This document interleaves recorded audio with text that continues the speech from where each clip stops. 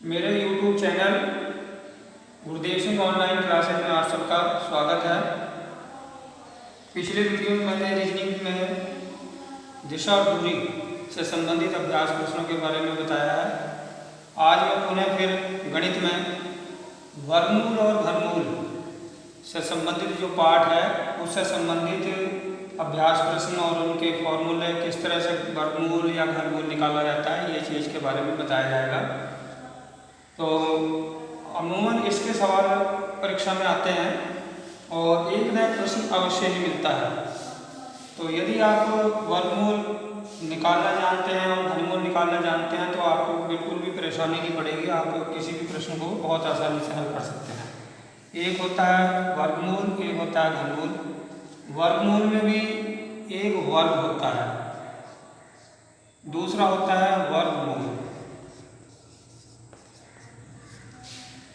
वर्गमूल, ये वर्गमूल का निशान है। यहाँ पर ये इस तरह से कोई संख्या नहीं लिखी होती। अगर हम यहाँ 2 लिख दें तो भी इसका मतलब वर्गमूल होता है। ये वर्गमूल का निशान है। वर्ग का मतलब है कि किसी संख्या को उसी संख्या से गुणा करना, वर्ग करना। जैसे ये 1 का वर्ग हो गया, इसका मतलब है 1 गुणा 1, 1 एकन 1 हो गया। 2 का वर्ग, इसका मतलब 2 गुणा 2 हो गया, तो 2 दूनी 4 हो गया। ऐसे ही 3 का वर्ग 3 गुणा 3 हो गया, मतलब कि 9 हो गया। और ये 4 का वर्ग हो गया, 4 गुणा 4 हो गया, 4 चौक 16 हो गया। इस तरह से आप और भी संख्याओं के वर्ग कर सकते हैं।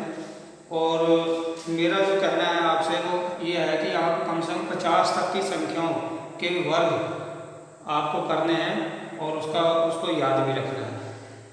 क्योंकि अगर आपने 50 तक की संख्याओं के वर्ग याद कर लिए हैं तो आपको वर्गमूल स्वतः ही याद हो जाएंगे। 50 तक की जो संख्या है उनका वर्गमूल, उनके वर्गों का वर्गमूल जो लोगे वो आप आसानी से निकाल दोगे और आप बहुत जल्दी ही बता देंगे। दूसरा होता है वर्गमूल। अब इसका उल्टा हो गया, वर्ग करना तो उसी संख्या को उसी से गुणा करना होता है। और वर्गमूल का मतलब है जैसे कि ये 1 का वर्गमूल लेंगे तो पुनः वही संख्या आ जाएगी 1। अब 2 दूनी 4 है, 4 का अगर हम वर्गमूल लेंगे तो 2 आ गया। ये 9 है, 9 का वर्गमूल लेंगे तो आपका 3 आ गया। ऐसे ही 16 है, 16 का वर्गमूल लेंगे आप तो 4 हो गया। एक छोटी सी बात है कि वर्गमूल में जोड़े पेयर्स बनाए जाते हैं। ये पेयर्स है। जब वर्गमूल निकालते हैं तो पेयर्स में से एक संख्या ली जाती है, वो आपका वर्गमूल हो जाता है। इस प्रकार से आपको कम से कम 50 संख्याओं के वर्ग और जो उनके वर्ग हैं उनका वर्गमूल ये आपको याद हो जाना चाहिए। तो वो आप यदि याद कर लेते हैं तो किसी भी प्रश्न को बहुत आसानी से आप उसको निकाल सकते हैं। दूसरा मैं थोड़ा सा आपको एक गुणा के बारे में बताता हूँ कि जैसे मान लिया एक संख्या जिसके पीछे 5 होता है, मान लिया ये 15 का स्क्वायर करना है, हमें 15 गुणा 15 करना है, तो इसकी गुणा आपको बहुत आसान तरीके से बता रहा हूँ। तो ये जो 5 है इसको हम लिख देंगे 5 पंजे 25। ये जो 1 है इससे अगली संख्या 2 होगी, इस 2 से इसको गुणा कर देंगे, 2 एकन 2 हो गया, 225 आ गया। मैं मान लिया आपको कहूँ कि 45 का वर्ग करें तो बिल्कुल इसी विधि से 5 का वर्ग हो गया, 5 पंजे 25, इस 4 से अगली संख्या 5 होगी, इनकी आपस में गुणा कर दो, 520 हो गया।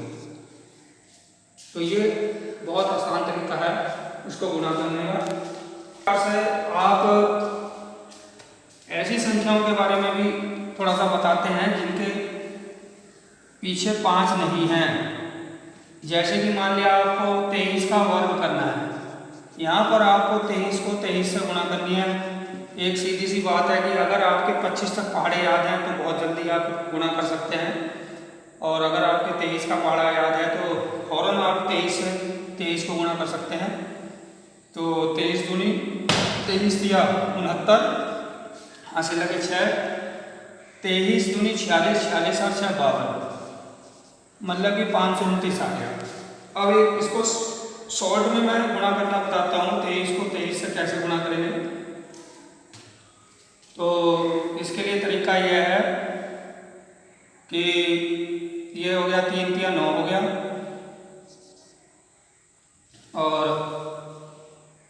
दो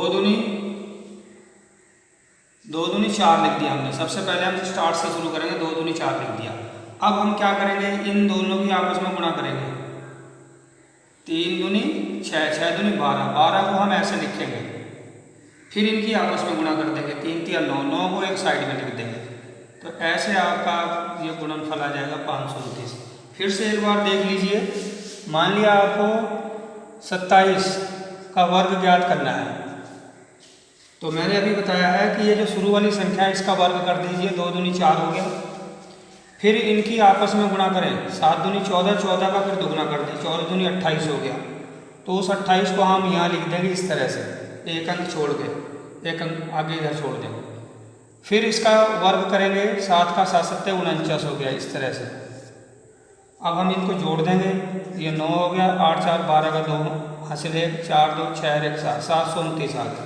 इस तरह से आप आसानी से गुणा कर सकते हैं। और जो सामान्य गुणा करने का तरीका है, 27 को 27 से गुणा भी कर सकते हैं, तब भी आप इसका गुणनफल आसानी से निकाल सकते हैं। अब दूसरी बात जो आई है, वर्ग करना मैंने आपको बता दिया है। अब आ गया इसके बाद वर्गमूल। अब आप किस तरह से किसी संख्या का वर्गमूल निकालेंगे, जैसे कि मान लिया 3 अंक की संख्या है, मान लिया 625 है। वर्गमूल निकालने की भाग विधि, 2 विधियां हैं इसकी। एक तो हो गई गुणनखंड विधि, गुणनखंड विधि, दूसरी है भाग विधि। तो हमेशा ध्यान रखना है कि आपको कंपटीशन देना है तो उसमें हमेशा भाग विधि ही काम आती है।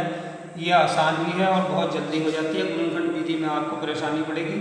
आप इसके गुणनखंड करेंगे इस तरह से, ऐसे पहले इसको, वही तरीका मैंने पहले भी बता चुका हूँ कि 2 से स्टार्ट करेंगे, 2 से नहीं विभाजित होती, 3 से करेंगे, उनके विभाजिता के नियम मैं बता चुका पहले।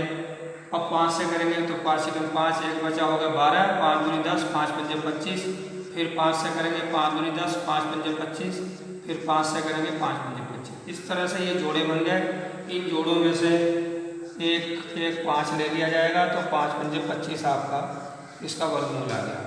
ये तो होगी गुणनखंड विधि, लेकिन इसमें समय लग जाता है। और अब मैं आपको भाग विधि बता रहा हूँ कि भाग विधि से आप किस तरह से वर्गमूल निकाल लेंगे, वो मैं आपको थोड़ा सा बताना चाहूँगा। जैसे कि ये 625 है, ये आपको भाग विधि बताई जा रही है।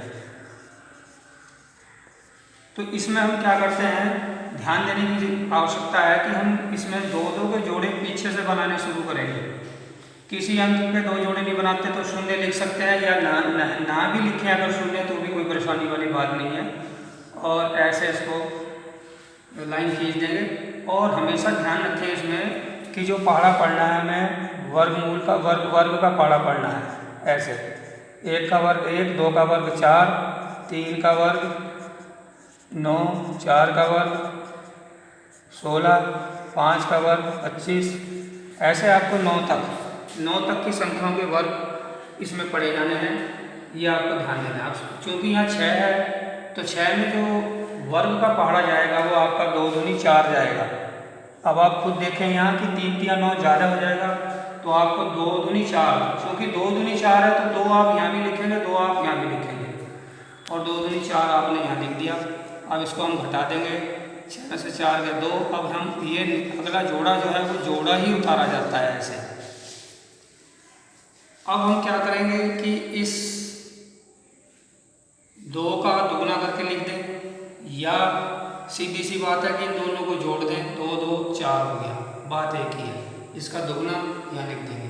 हमेशा मैं यही बताता हूँ कि जो संख्या ऊपर आती है उसका दुगुना लिखा जाता है, तो यहाँ लिख देते हैं दुगुना।